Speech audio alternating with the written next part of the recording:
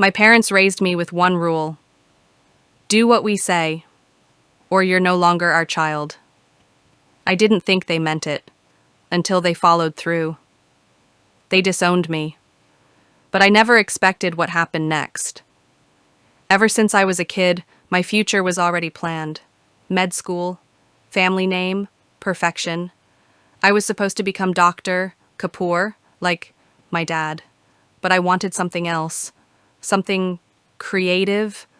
I wanted to write novels, scripts, real stories from real people. When I told them, my mother cried. My dad didn't say a word. He just walked away. Days later, I found my bedroom empty. They had packed up everything and left it at my friend's doorstep. They cut me off. No calls, no support, no visits.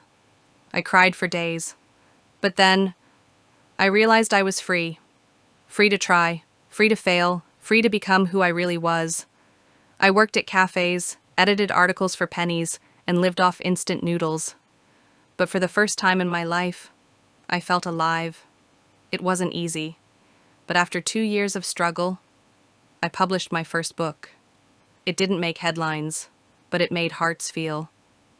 One day, a letter arrived. No name, just handwriting I recognized.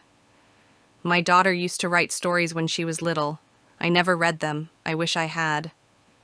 Inside was a clipping from a newspaper review of my novel. It was circled in red ink. I reached out. My parents didn't respond at first, but months later they asked to meet. It was awkward, silent. Then my father said, "You wrote about us, but you wrote the truth."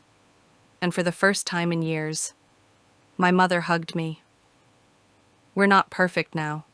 We still disagree. But they see me now, not who they wanted me to be. And sometimes, that's all we ever want, to be seen and still be loved. You can choose your path. You might lose people along the way, but sometimes they find their way back. And sometimes you don't need them to, because you found yourself. If you've ever had to choose between your dream and your family, you're not alone. This is Drama Pulse, where real stories remind us we're not the only ones.